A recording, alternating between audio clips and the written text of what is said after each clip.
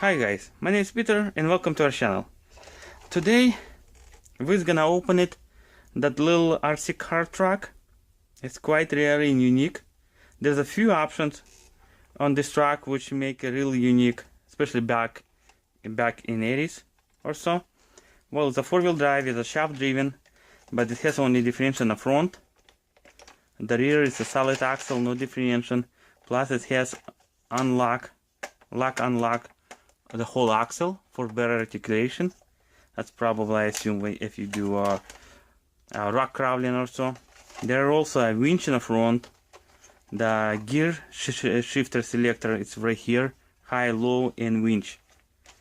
Well, to open it, it looks like it has a 2 screw on the back, 2 screw on the front. It's right there, and there's maybe some screws in the battery compartment. Well, it looks like it used to have 1 screw, but the screw is already missing. Most likely previous owner tried to open it. Well, I'm really excited to open it. Let's remove its screws and see what's under hood.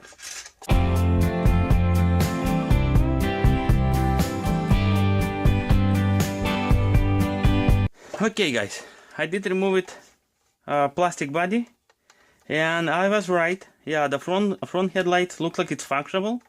The real tail lights, no, but it's pretty cool. And that's probably, I should call, maybe 1/12 scale or so, 1:12. Let's look at the whole truck itself. And it's really quite unique design. Like I mentioned before, you see the front headlights, it's functional. Right there's a little tiny switch, which switch shifts from high, low, and winch.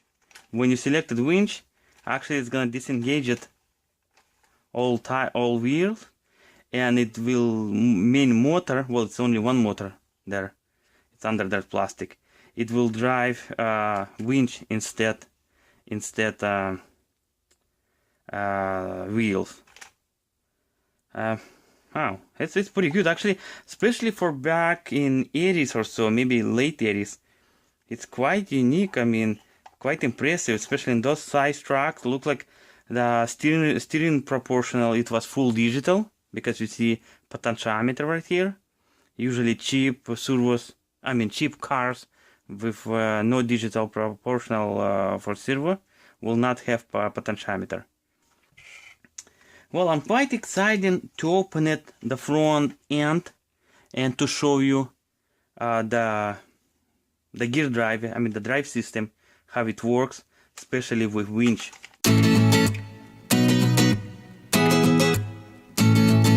I already removed all screws, like I mentioned before. The motor in the front, and also it's a front differential drivetrain. Wow! Look at guys how it looks inside. It looks really cool. I mean, I didn't believe it until I opened it. A small differential, and differential looks really cool. Then that's a gearbox, and let's see. Let me try to shift it and see which gear. Okay, right now it's in a winch form. Yeah, it's a winch drive. I mean the wheels disengage it. Let's see if camera's gonna pick it up. Okay, now it's low. And one more shift. Sorry guys, let's see. Yeah, low look like. And now we're gonna shift it to high. And that's a high gear. Wow, I don't believe it. And the motor, probably you guys gonna ask me where the motor is. Actually, the motor it's really deep inside the gearbox case. I mean, to get to the motor, you have to remove it, all gears, and then will be. Or actually, let me close it. The top cover, I mean the bottom cover. Make sure it will not. Actually.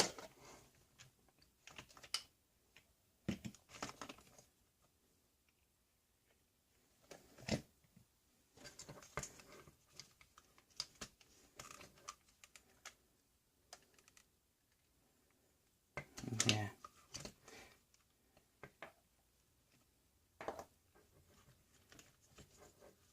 Okay guys, pretty much motor it sits inside. It looks like it's a 370 motor. Yeah, it's a 370, and it has a few more gears. I'm sorry, I bumped that camera. 370 motor, couple gears on this shaft. I mean, that's a high gear and that's a low gear, I believe, or actually opposite. Right there is a gear for winch. To get to the winch, looks like I will have to remove a couple screws more, and then actually more than few. I will have to remove all that plate. Let's actually do that.